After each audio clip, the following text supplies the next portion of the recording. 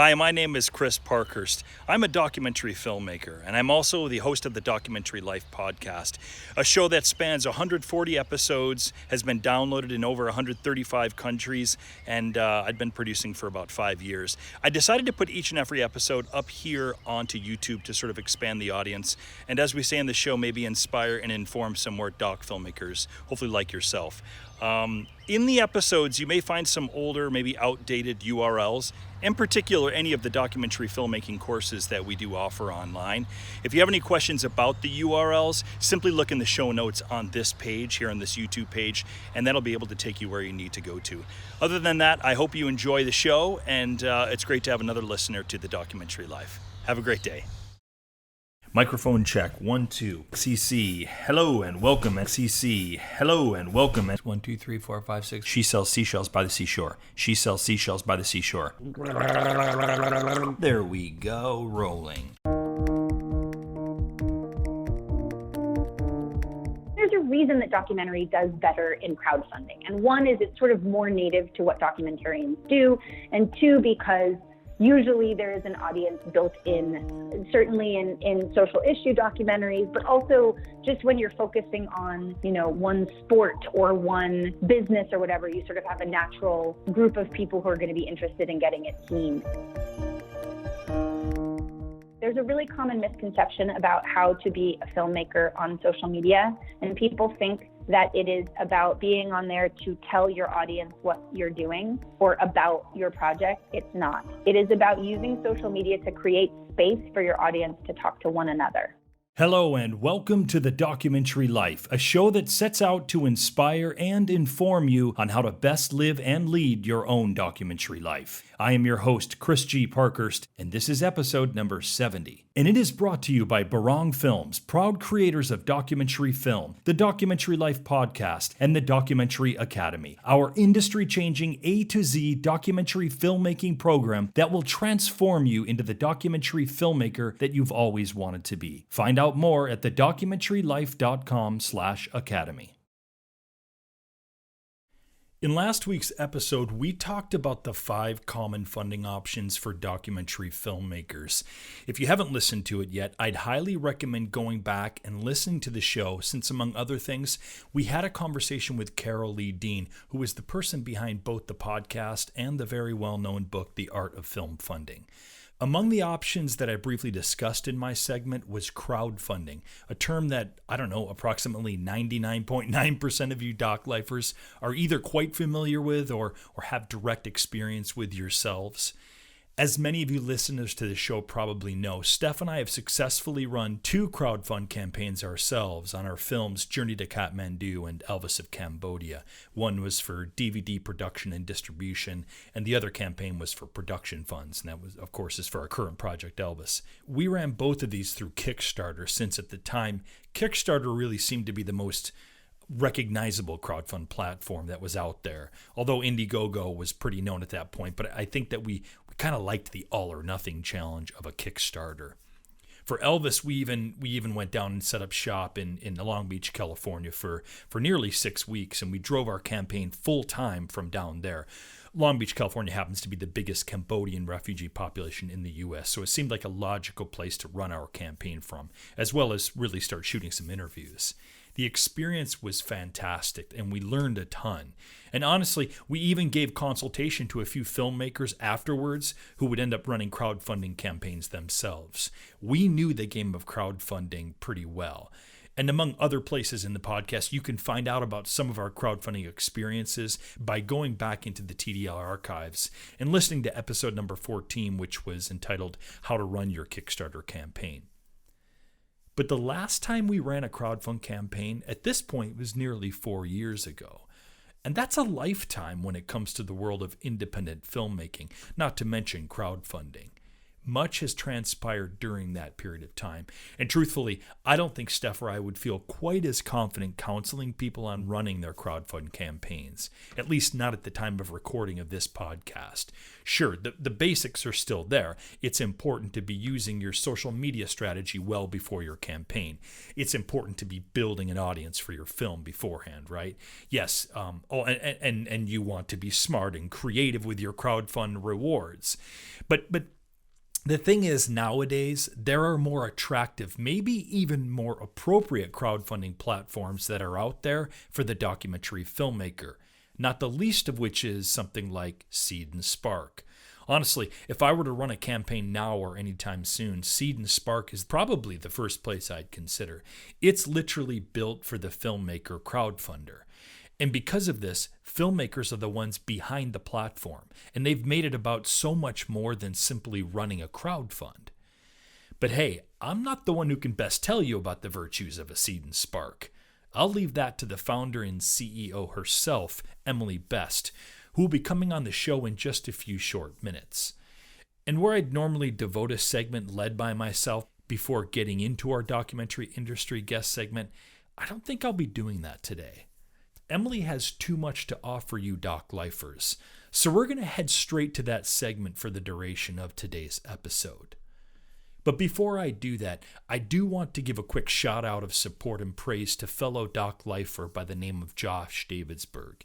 Josh is one of the more vocal supporters of the program, as well as a very active member in both our TDL community Facebook group and our membership platform, Docland.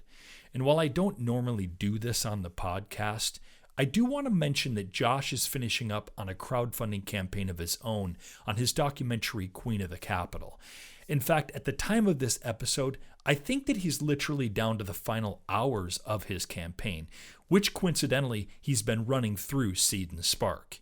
It's been really cool to see the progress that he's making on the film as well as this campaign. So if you do have a minute, I'd encourage you to head to the show notes for this episode where I'll have a direct link to his campaign. Like I said, I think he's within 24 hours of the finish at the time of this episode's run. So especially after listening to this show, you might want to consider checking out how Josh has set up his Seed and Spark crowdfund. All right. As always, thank you so much for tuning into today's episode. Our conversation with Seed and Spark's Emily Best coming up next on The Documentary Life.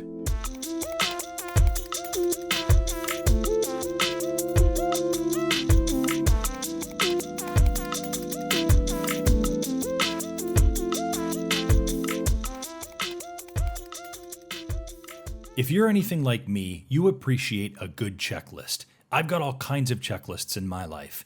Every night, I'm creating my to-do list for the next day. Whenever we go camping, I have a camping checklist. Whenever I go out on a shoot, I have a checklist with all of the gear, shots, and B-roll that I'll need. So one day, I thought to myself, why not some kind of checklist for doc filmmakers? And so I came up with one. It's called the Documentary Filmmaker's Essential Checklist, and it's completely free to any doc filmmaker who wants to learn the essential aspects of making a documentary film in the modern day industry. I am all about empowering documentary filmmakers, and this course does just that. It is my sincere hope that this free course will help make your doc film's journey truly the exhilarating and rewarding experience that it can and should be. Enroll today for free by going to thedocumentarylife.com/courses.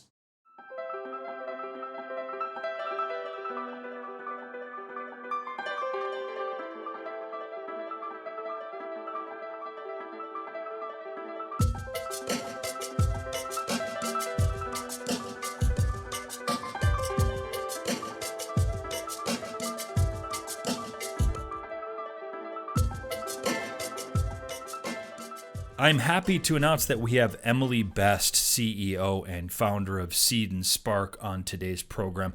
Emily, I'm very excited to have you on the Documentary Life podcast. We've had a number of people who have actually reached out to us and personally asked if we might be able to revisit the topic of crowdfunding for sure, but in particular, what you're doing with Seed and Spark. So very happy to have you on the program today. Thanks for having me. And I feel a little bit of pressure to deliver whatever it was your listeners were asking for. Right.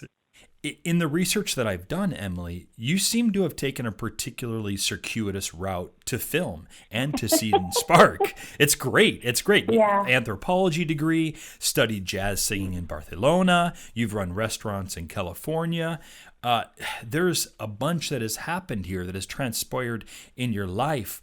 I'm curious how this has led to filmmaking and to Seed and Spark for you. Yeah, I'm curious too. So I do think it started in college. Actually, it's weird. I started in high school. My senior year of high school, I actually had to write a thesis.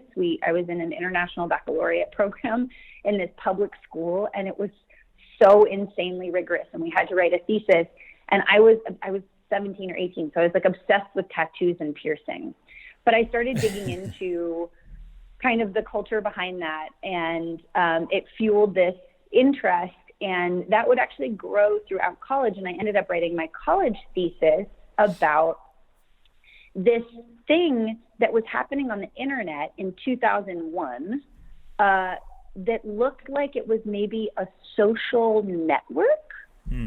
And it was organizing around a website called Body Modification E-Zine. And this predates Friendster and Facebook and pretty much everything you can think of. And these were people who were expressing their interest in this art form with their bodies and building these profiles and interacting with one another online. And I wrote my senior thesis about how communities of interest were going to become communities of practice, and people were going to start to use the internet to align around their values. Right? And then I was like, screw anthropology. And that was because also 9/11 happened my senior year of college in the fall semester. And it was clear by the spring that we were going to go to war, and that ignited an activist person, and there was a real activist spirit. So when I left college, my thesis defense, the final thing I said was like, I don't think this is for me. I don't think I can do that for my career. I think I want to pursue my values.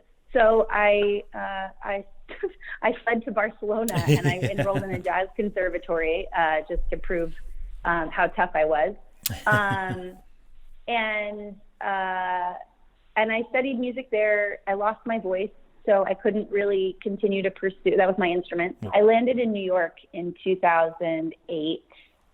I was waiting tables at this beautiful restaurant in New York City, and that meant all of my new friends were actors. And finally one of them was like, you should come to this class with me. And I started studying acting, and that really helped me appreciate like the purity of the art form, and every single person as a primary artist. The writer is a primary artist, and the actor is a primary artist, and the director is a primary artist, and even the producer is a primary artist. So I started acting in theater, and then I would start producing theater in New York. I started to notice that we were only really playing to other actors and white-haired white people, right? And that didn't feel good to me. Like that didn't feel like it was reaching the way that it should. And I started to think about the movies that were on the big screen that I could watch, and I thought, why do all of these movies make me feel bad about being a woman? So Caitlin, one night when we were all drunk enough, goes, guys, we should just make a movie. It's so easy. And that was the lie that changed everything, because we set about making a feature film, and all of a sudden I was producing a feature film, which is not like producing theater at all. Neither is acting. Yeah, and it would turn out that the kind of movie that we wanted to shoot about female friendships and grief and struggle was not going to be captured on a 5D. And the scope of the project got bigger and bigger until all of a sudden I was producing something closer to like $150,000 feature in Maine in the summer. And in order to fund and distribute that movie, we would have to build our own structures. So we built a crowdfunding. Crowdfunding was like brand new, and not everybody knew about Kickstarter and Indiegogo. So we just built it on our own website and structured it like a wedding registry. So instead of getting us, a colander and dishes, you could get us a camera and the lighting rentals and the bug spray and the sunscreen because we were in Maine. And then when it came time to distribute the movie, I started doing the things that I was told you're supposed to do, right? Going to the sales markets and talking to sales agents. And sales agents would say really smart things like, well, if you could put some lesbian erotica in this all-female film, I could sell it. Mm-hmm. And what he was saying to me was, if you could make this movie for a male audience, I would know how to sell it. Sure. And I started to realize that if you were making something not for a male audience, not for a white male audience, the industry had very few things it knew what to do. That became a specialty release, right? And they suck at specialty releases, pretty much. And that was the point at which I was like, well, I discovered this thing that I am good at, and that's producing. And what a producer has to do is they have to put together a slate of films and a business plan. And how the hell can I make a reasonable business plan when the entire industry is basically not built to successfully accomplish what I want to accomplish, which is to make movies for underrepresented audiences. And that was really the genesis of Seed and Spark. Incredible. It really gives us an idea of the impetus, and dare I say, or forgive the pun, the seed and spark of Seed and Spark. Emily, right. So from here, at this point, crowdfunding, it's a thing, right? And you guys have obviously been well aware of Kickstarter and Indiegogo at this point, and crowdfunding is becoming a massive thing in the independent filmmaking community. When you start to build Seed and Spark, are you very intentionally building it in a way that is going to differ yourselves from the Kickstarters or Indiegogos of the world? It wasn't really about Kickstarter or Indiegogo. It was really about the needs of the filmmaker, right? So we're interested in a couple of things, right? Number one, it's not independent filmmaking to have to independently finance and produce something and then wait to be picked for a festival and then wait to be picked by a distributor. That is not independent, right? So we were interested in putting the independent back in independent filmmaking. And what's true about the internet for entrepreneurs is not true for filmmakers, which is to say an entrepreneur can use the internet to get directly to a customer, and then they learn all the things about how the customer finds the product, interacts with the product, makes a decision about buying the product, how often they come back, all of these things, where they are, how better to reach them again, that allows people to grow sustainable businesses using the internet. Well, the film industry did not adopt the internet as an opportunity. The film industry adopted the internet as a threat, because the film industry was entirely based around IP rights and IP licensing rights. And if that's the business you're in, then the internet, which is a copying machine, is a big threat to you. Yeah, of course. So rather than being adopted like an opportunity, it was adopted like a threat and kept at arm's distance. And when the platforms came along, the Netflixes and the Hulus of the world, they were like, hey, studios, we'll pay you your same licensing rights fees. And just like the cable companies of yesteryear, we also will not deliver you any data. And the studios were like, great, as long as you'll protect our IP rights, we don't care. You're paying fair price for that. Right. Well, this is a huge problem now, because the one thing that allows the internet to be the tool for people to build their businesses, that essential data, is the thing that's kept away from filmmakers when they're distributing on iTunes and Google and Amazon and all of these other platforms. So for us, when we were building Seed and Spark, before there was like a clear path in our minds to like direct to audience distribution, we were really helping filmmakers leverage crowdfunding to get that audience data they needed to make smart marketing and distribution decisions. So it wasn't just about who funded you, but where did they get your information from? How did they find you? And where are they, and how do they like to watch stuff, right? So that you can, like, if all of your audience is like, I'm going to watch this on my TV, maybe you don't need to shoot it in 6K RAW, right? We wanted to really help filmmakers make smart business decisions. In addition to that, crowdfunding was maturing, right? So in the beginning of crowdfunding, a crowdfunding campaign in and of itself was a news story or a novelty. And people would be like, "Ooh, I'm going to do this crowdfunding thing." Sure. By the time we were like gaining momentum, people were like, "Oh, crowdfunding, like, please don't send me another link." Right. So we really had to participate in actively educating filmmakers about how to make crowdfunding an exciting offering, not an ask, right? And so where we really invested our time and money was in education. And in 2014, we started traveling across the country and providing workshops to filmmakers about how to use crowdfunding to get essential data that they needed and how to build really value into their IP before they even make it. Essentially what we do is we show up and we say, here's how you build an audience. Here's the tools it takes. Here's the time it takes. Here's the tactics that you can use. And at some point in that audience building process, you will be ready to crowdfund, but not before. And that's why we have the highest campaign success rate in the world. Indeed. Right? So our Indeed. campaign success rate hovers about 80%. Kickstarter's is about 37%. Right. It's a tremendous success rate. In terms of building an audience, and we talk about the importance of building an audience here all the time on the program. So that's a big thing for us here as doc filmmakers. What I'd love to hear from you, Emily, because I feel like in what I've been learning about Seed and Spark prior to our conversation, there is some different, I should ask you, are there some differences in the sort of the normal way that you hear about people, talking about, hey, it's really important to build your audience as an independent documentary filmmaker. It's really important to build your audience before you crowdfund, before you actually do your film.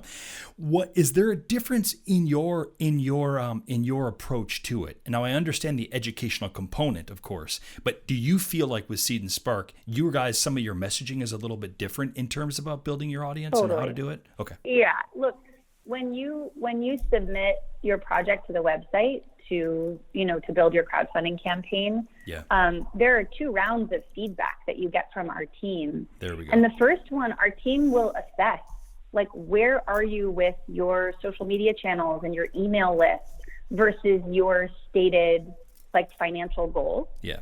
And we'll say, you're not ready to hit that. Like, here's some tips for spend the next month or 2 building out these things. Here are a bunch of videos and educational materials about tactics you can use, and then we think you can hit that goal. Yeah. Or you can consider staged financing, where you reduce your goal a little bit and you also reduce what you're promising for that goal. You say, okay, this isn't going to get us all the way through production. This is our sort of like pre-production campaign, and you really use your campaign to build trust and reputation, and then you advance your project to the next stage. And this is where documentarians have really used us well, is they'll use us for staged financing, right? And as the project develops, you get more footage, and now you have a bunch more stuff, or you learn things along the way that open up new audiences for your film. And actually, I just spoke to someone yesterday who has a fully financed documentary, but there is an opportunity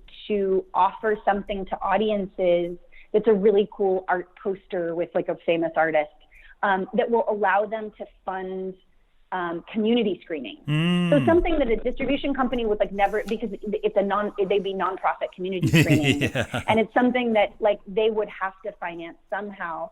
So they're using crowdfunding to offer something super cool to audiences that will also in turn allow kids everywhere to see this amazing movie. And I think that's what I was getting to here, Emily, and which is part, and there's much more to come here, but part of the brilliance that I have found so far with Seed and Spark is this idea that you guys are really, you have such an invested interest in who you have on using the platform. The consulting and advising, really, which is what you're talking about here, it's kind of unparalleled in terms of crowdfunding and platforms that I know of. True. Yeah, that's true. It's also that our entire team pretty much is filmmakers, right? We have a vested interest in our success because we're doing this so that we also can like make an independent, sustainable living in film. So, you know, every project for us is a chance to learn more about how to build the tools to make filmmakers everywhere successful, right? We basically, having humans talk to individual campaigners allows us to gather tons of information about what the pain points are and try to solve for those pain points as we go. That's right. So it's also like an important feedback mechanism for us. Part of your challenge early on with Seed and Spark is combating this sort of oversaturation of people hearing about crowdfunding. And so, the fear was that, oh, great, Seed and Spark, sure, another crowdfunding platform. And so part of what you had to do is get out there into the populace and educate filmmakers and educate people on what Seed and Spark was all about. And it brings up, I know for a fact that we've had one or two members. I know that one listener, Cliff, who mentioned that he attended a workshop that was given by, I think perhaps you yourself. And so obviously that must have been part of the workshops that you guys were giving early on. And I think that's a pretty cool thing. We still teach about 60 workshops a quarter now. Wow, 60 a quarter. We are all over the place. Yeah. Yeah. Amazing. Emily, another component to this that I've come across is this concept of crowdfunding rallies. Can you share with us what that's all about? Because we've been out all across the country, we have relationships with filmmakers in like 140 U.S. cities and towns. And that is a truly diverse pipeline. It's diverse by race, gender, class, sexual orientation, age, and geography, which I think is really important. If you think about some of the films that really succeeded this year, like The Florida Project and Lady Bird, it's partially because they were about places that we don't see all the dang time. And you mean LA or New York? In their specificity about those places, they were universal. Yeah, that's right. And I think this is a thing that we, that kind of representation. I'm from Sacramento, so like I saw Lady Bird and wept tremendously and felt seen in a way that like I hadn't, imagined. But anyway, we have this incredibly diverse pipeline. And then there are all these people in Hollywood who are like, shit, we need a more diverse development pipeline, right? And the agents don't have it. The agencies don't have it. So what if we, and those filmmakers who are from everywhere, they don't necessarily want to move to Los Angeles and pay these rents. I don't blame them. What they want to do is build independent, sustainable careers in their communities where they are at more affordable prices. Because a sustainable career in film in Tennessee might be more like $50,000 or $75,000 a year, and not the much more that you have to earn in the coastal cities. Right. So, so we thought, well, maybe we can be the connective tissue. Okay. We can we sit here in LA, we'll drum up some of these Hollywood opportunities, and we'll distribute them to filmmakers everywhere. And what we'll deliver back to these folks in Hollywood is a truly diverse, distributed development pipeline. And that's what we did. So a crowdfunding rally, last year we did one with the Duplass brothers, and this is relevant to your audience. So last year we did one called Hometown Heroes, and Mark and Jay Duplass put up $25,000 of their own money and offered executive producership to up to 5 films. And our filmmakers, they had to raise a minimum of $7,500 and gather a minimum of 1,500 followers. And then they qualified to move on to the finals, where they pitched the Duplass brothers for how much of that $25K they wanted. And we had 2 films that won in the end, and 5 films that received what Mark called the first annual "oh shit" grants. They were $1,000 checks that he just wrote that was like, use this on the day that you've just run out of money on set and you're all looking at each other going, oh shit. Yeah, right. And 53 feature films from 45 U.S. cities raised about $1 million in 30 days from 63,000 audience members. And that's what's really exciting, is that by all working together on this, everybody's, it's like a rising tide sets all ships, right? So everybody rose together. And that's 50, even though they only picked 2 quote unquote winners, there were 53 films that raised money and gathered audience and can make their film. Incredible. And that was what was really exciting to me, is how much, and Mark, when we did that, we did a Facebook Live to announce the winners, and he was like, guess what? We tricked you. You all won, because now you have money and audience for your film, right? Right, exactly. And that was always the point to me, right? Is that you would do all this work to get picked and realize that in doing the work, you just picked yourself. And this year, right now, we have a rally running called 100 Days of Optimism with Bow and Arrow has put up $25,000 for documentaries. We will be running another one in the fall with the Duplass brothers, and this time it's open to feature documentaries. It was not last year. It was only narrative. Okay. And I think we have a couple of other documentary rallies coming up very soon. I can't announce them yet, but as soon as I can, I will, and I will let you know. Excellent, and we'll post those on our site. The rallies are really just a chance to add some extra fire to a filmmaker's audience building, fuel, to an audience building fire, because I think it's hard to stay kind of heads down doing this thing that maybe doesn't feel like part of your filmmaking craft, and it's not. It's a part of your filmmaking business. Right. And I think we've done a disservice to artists to tell them that to be successful in art, you shouldn't have to worry about the business. Of course, I don't just think worry that's about your art. fair, because it's not true. Right. It's not true. Right. We wanted to give filmmakers some extra incentive to do the hard work of audience building, so that no matter what, in the end, they win. Awesome. Yeah, it's funny that you would mention the Duplass brothers. They executive produced the Netflix docuseries Wild Wild Country, and we're talking with Mac and Chapway tomorrow for the program, so we're pretty excited about that. Awesome. Emily, now you guys have something called Filmmaker Rewards, and this is not to be confused at all with the idea of rewards for one, say, Kickstarter campaign. Give us some idea what the rewards for the actual filmmakers, what that looks like, and what the different levels are. Yeah, so we discovered that there were a lot of brands out there that are also happy to help incentivize filmmakers to do that hard work of building audiences. So as you gather followers to your crowdfunding campaign, and those are not necessarily your backers, right? Your followers often become backers over time, but these are people who sign up for your mailing list to stay informed with what's going on. At 250, 500, and 1,000 followers, you unlock all these rewards. Everything from a few dozen film festival fee waivers, which can take a lot out of your budget, to really thousands of dollars in, DCP creation, gear rental discounts, discounts on your end credits, and then all sorts of other things like a copy of Final Draft or posting on the blacklist. Right. A consultation with Picture Motion, which for documentary creators is really valuable. And then at 1,000 followers, it's technology hard drives and $1,000 credit towards products sold by Creative Solutions. And WeTransfer just signed up, so you get 11 months free on their account. So as we are out in the world and meeting partners who are we love your filmmakers and we love what you do, we're great, you want to offer them something cool? Yeah, of course. Right. And sort of, that's part of how we help. I mean, the way that we see it is we're now in a really privileged position, having worked in this business for as long as we are, and we're at conferences with these people and we meet them and there's good feeling. And how can we distribute that to the creative community that we're trying to support? And so the Filmmaker Rewards is one way that we do that.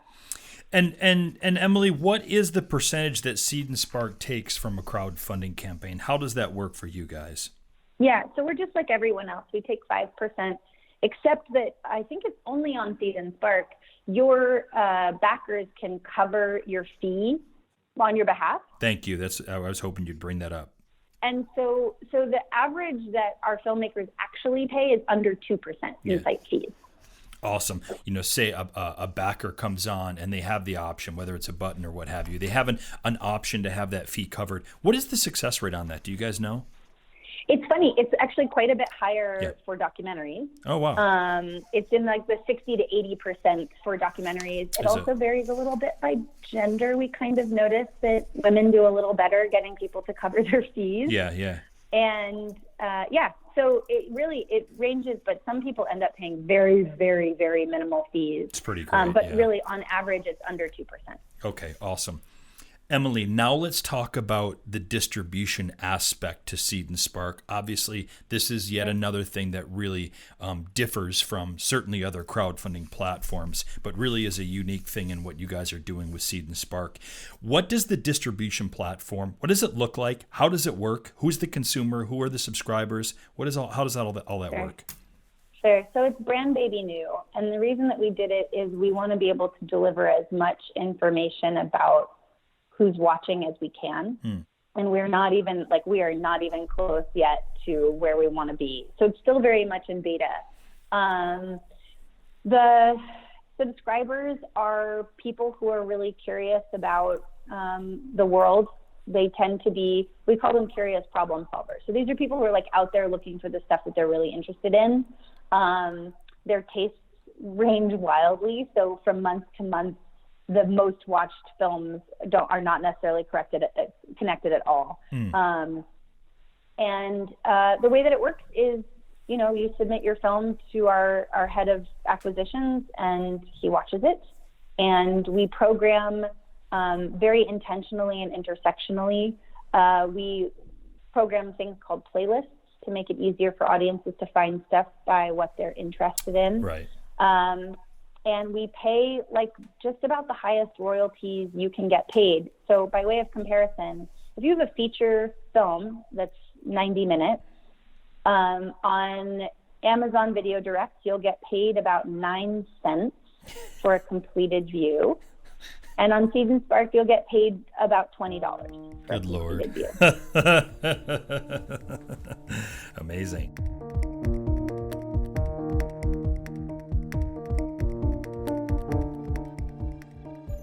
So, much of today's episode of The Documentary Life is about finding funding for your film. Well, you might remember when we had film funding guru Maury Warshawski on the program. It was back in episode number 15. Among other funding advice, Maury talked about the importance of first building a foundation from which to approach potential funders. This foundation included discovering and building out a mission statement, core values, and a film vision for yourself. Maury's conversation really seemed to resonate with a lot of people, and so we're happy to announce that on Wednesday, April 25th at 2 p.m. Eastern Standard Time, Maury will be conducting a live webinar on these film funding elements on our Dockland website. It will be followed by a live Q&A, where members of Dockland will have the opportunity to ask Maury their film funding questions. This is going to be a tremendous opportunity for Dockland members to engage directly with someone who truly knows the ins and outs of film funding. And for anyone who might be listening to this episode after the April 25th live event, it's important to note that Dockland members will always have instant access to any and all past webinar events through the Dockland Webinars archive. Along with these monthly webinars, Dockland is also a place for doc filmmakers such as yourself to come to plan, fund, make, and share your documentary film. It is a community of like-minded individuals that gather with one goal in mind, their documentary films. To get set up for Maury's upcoming webinar and to check out everything that Dockland has to offer, simply go to www.doc-land.com. That's doc-land.com. I look forward to seeing you at the Maury Warshawski live event and seeing you become an integral part of this growing tribe of documentary filmmakers we call Dockland.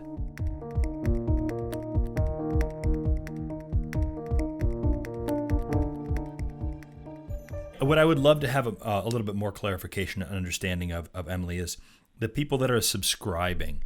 Are they paying a monthly fee to watch films via your platform? Yes. Okay. That's right. And is that connected? And if so, how so? Is that connected to someone who has their crowdfunding platform on Seed and Spark? In other words, if I were to run a crowdfunding campaign through you guys and it was accepted through you guys, do I also need to have a subscriber sort of a subscription? No. Okay. No, totally unconnected. I see. The crowdfunding platform sort of works. It's open just like every other crowdfunding platform. Okay. On the streaming side, if you stream with us, so you do get a free account because we want filmmakers to watch each other's work. I think that's really important to sort of know where you are in the space you're in and be involved in promoting one another's work.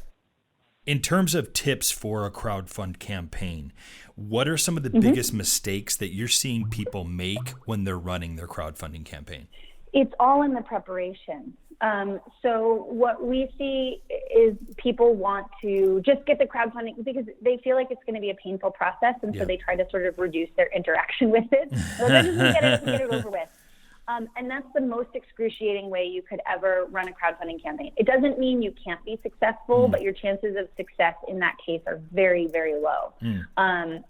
So it's really all in the preparation. You have to spend time cultivating a relationship with an audience who is not just your friends and family to learn what it is that attracts them and excites them. And that means you have to learn where people who are likely to like your film are already hanging out and talking about stuff online, and go join that conversation. And you don't go join the conversation by being like, I have a thing you need to see, right? No. You have to actually go and join and interact and learn a little bit. And in the documentary space, this is really valuable research because I know many people who have found subjects this way. Oh, absolutely. They found, and this is all sort of part of a documentarian's research. And there's a reason that documentary does better in crowdfunding. And one is it's sort of more native to what documentarians do.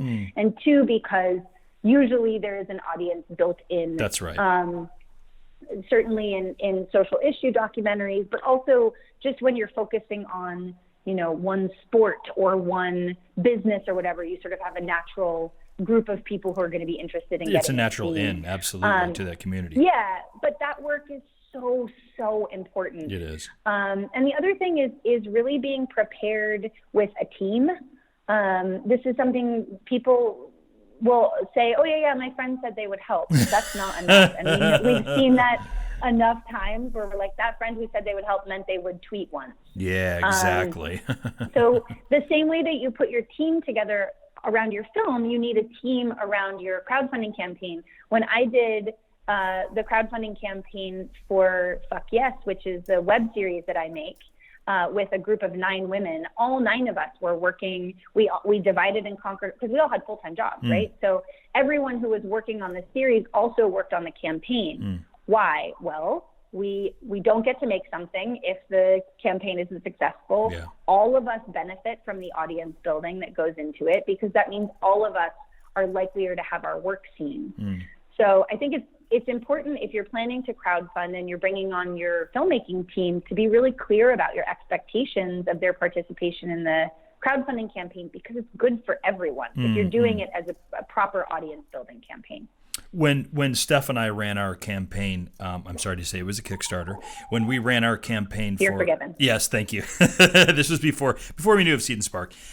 We ran our campaign for Elvis of Cambodia, our current doc project. We actually went down with our 10-month-old, and we went down to Long Beach, California, where it's they have the biggest Cambodian American population in the U.S. And we really ran our crowdfunding campaign based out of there. We gave ourselves 6 weeks. The campaign was just under 30 days, but we were there, a couple of weeks prior. And as you have suggested, we were in the community. We were constantly talking about the film, talking about our crowdfund, but maybe more importantly, in this, not overt sort of fashion, we're making connections with people in that community, and we're learning more about our subject, and we're sharing what we're doing with our film with that community. So by the time that, day one happens for our campaign, we really have hit the ground sort of running, so to speak. And yeah, it was great. It's so important because when you are representing someone who is from a community that you are not from, you have to do that work even more particularly. And documentarians are much better at this because you're taught sort of the skills to do that. But narrative filmmakers need to do the same. Our head of crowdfunding, Jerry Maravilla, was not always our head of crowdfunding. He started as a filmmaker who crowdfunded on our platform. And he's a Mexican-American filmmaker who made a film that starred a Filipino-American actor, and he felt very identified with the lack of representation across both Latino and Asian communities, and had this very specific, very Los Angeles story he wanted to tell about this Filipino guy who gets into this backyard boxing circuit. And he spent months going to events and just making himself a person who was available and trusted and curious. Well, it's all about the trust, right? Yeah, and that kind of trust building led him to raise $20,000+ for a short film. Yeah. That and it was really like, it was from the community that he meant to represent. And I think that's really a special example, because like, especially right now when issues of representation are at the forefront, you can't get away with doing it poorly. Yeah, right. And you shouldn't. No, you should not. That's right. So there's a really common misconception about how to be a filmmaker on social media. And people think that it is about being on there to tell your audience what you're doing or about your project. It's not. It is about using social media to create space for your audience to talk to one another. So well said. That's how I want to leave it. Yeah, exactly. It's so well said. Emily, we have a question from one of our listeners, Josh, and he asks, what are some of the most creative ways that you've seen to promote one's campaign? And this is beyond the typical email list, social media posts, and press releases. What else can a filmmaker be doing? Man, live events. So we've seen everything from, a concert from a friend's band to partnering with local businesses, to get folks signing up for the campaign as they are, participating in some event at a local business. Yeah. Well, and that's what we did for our film Journey to Kathmandu, is we held this cultural / concert event all day long. It was pretty cool. That's awesome. Yeah. And I think, sometimes it is also the kind of reward. So there definitely are rewards that can go kind of viral. There are some that are just so clever, like it warrants, press coverage. There were some guys last year who had funded their first feature, which went to South by Southwest, by collecting recycling. I'm not joking. Oh, wow, wow. And this time they were offering to paint your house, right, at certain levels. So they were taking these, they sort of like promoted themselves as these like blue collar filmmakers. And they're like, we will work for these particular incentives. And that was a very particular reach out into their communities, right? They're probably not going to paint a house in Los Angeles. These guys might actually. They'd be like, we'll do it. But, you also want to think about kind of how your incentives play for very particular audiences, right? That's great. What can I do for the people around me? What can I do for sort of the next circle? And then what can I do for somebody totally across the country who would be so thrilled to, get some cool thing in the mail? Yeah. As we wrap up here, Emily, do you have any parting words for doc filmmakers that maybe has been sparked from this conversation at all? Yeah, your entire process is iterative, which is really lends itself to building a sustainable business, because it's sort of about, experimenting and piecing things together as you go and learning as you go. And that's the same exact skill set you need for building a successful business, especially in the internet age. So as you go thinking about what are the pieces of footage you're collecting that you can seed with your audience that may or may not end up in the final film, how can you continue to use what you're learning to reach out to different communities and make a space for them to interact? That is as much an important part of your success as a filmmaker, meaning your ability to just like make a living at that thing, as making the film itself. We have had the distinct pleasure of speaking with Emily Best, filmmaker and CEO and founder of Seed and Spark. Emily, this conversation has been a long time coming. I know that so many of our TDL listeners are going to be thoroughly delighted for the information that you have given us today. Thank you so much. Thank you so much. Take care.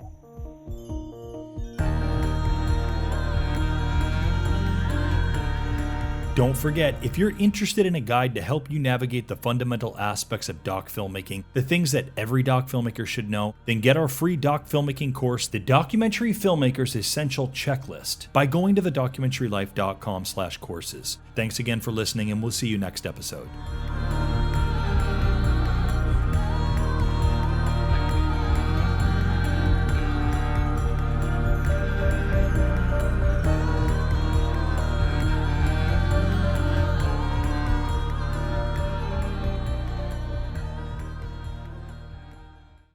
Thanks again for listening to the show, and remember to like and subscribe to this channel.